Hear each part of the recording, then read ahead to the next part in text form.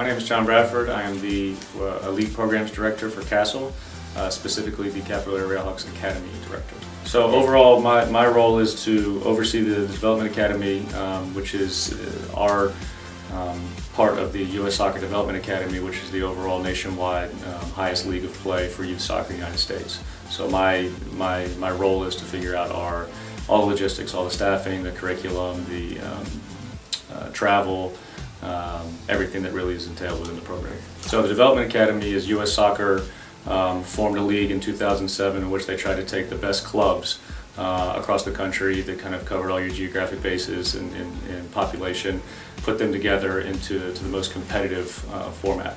And so the Academy is known for having U.S. soccer scouts at most, if not every game, for the age groups, having high-end events where there's a lot of scouts at, both college and U.S. soccer, and that's the format that they use to try to get young players into U.S. soccer youth national teams. Right, so the Academy for us right now, in this year, U.S. soccer has established as a U14, a U16, a U18 team, and that's kind of a progression. The players that have an opportunity to come in at age 13, age 14, based on their birth year, can come into the Academy and then progress all the way until they're seniors in high school and age out. Training 4 days a week, usually an hour and 45-minute sessions that the boys are going through. Different areas that we're trying to hit, obviously individual player development, team development, usually some video work, usually some recovery regeneration work, certainly some 11-a-side ideas and tactical work, building into the matches on the weekend, and for different goalkeeping and different individualized, specialized stuff, as well as the performance aspect. For us now, the season guns from August 1st is usually the start of preseason. They'll go throughout the fall, playing games and have the kind of culminating event for Winter Showcase at the end of December, or into the season in December, and then we'll go January until they're still competing. So the national playoffs event is usually in June. If you're lucky enough to move on from that, you're playing in July. So very little downtime in between those seasons for players that are carried over. And the travel's massive, and then the parents and the players and the staff all work kind of cohesively to make sure that everybody understands the academics are a massive piece of it and come first in everything that we do. The travel we try to do is representative of a professional, world-class way of traveling.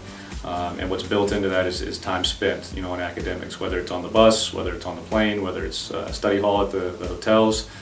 Making sure the kids are being able to manage their time appropriately. From the Academy perspective, what we try to really instill and while worried about ourselves is the culture, the messaging, the day in, the day out, the positivity of it, and really trying to make the boys kind of think that same framework.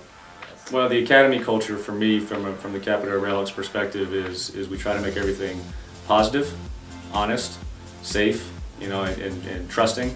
And I think it all goes down to the individual relationships that the staff has with the players and the players have amongst themselves. The word family is used quite a bit when it comes to these kinds of teams and programs and that kind of stuff, and we're not any different from that. Whether it's getting the boys together to play futsal, play basketball, whether it's getting the boys together to go do something within the community as an effort together, the time they spend traveling, everything that they do together kind of goes beyond the sport and kind of brings the group together.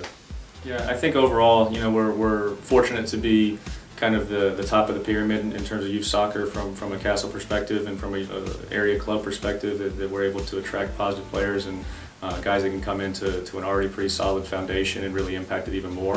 So I think it starts with our player pool, all the different things that go into it, the facilities, having turf fields to be able to train on when the weather's not cooperating. Big time staff, big time support from the program, from Castle, from RailHawks collectively, that help make this all possible. And I think again, it's bred success. That's the standard. So everybody kind of year in, year out, that's what you're expected to do. I tend to have a lot within my own training sessions and the other staff within the other age groups, and from a program standpoint overall, the ideas on competition.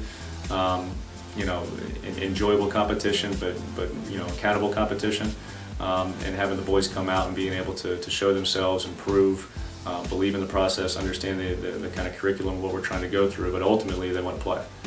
So having that as a desirable outcome of every single training session is fantastic. And some days are different than others, but if the overall theme is the guys get a chance to come out and play, they enjoy it. I'm at the time frame now, since I've been at Castle for 10 years now, that I'm able to see kids that have come all the way through the old YTS or the even recreation days, And we've had kids that have come through 5 years old when they were playing mini kickers that are now seniors in high school and moving on to their college. We've had kids that are going on, graduated from college, some that are still playing and some that are joining the workforce and all that. And they all have the desire to come back and want to know how the new teams are doing and the new kids are doing and you know, share insights when they can. And so when you have the desire for kids to come back, it kind of gives you the feeling that the program's doing well for them.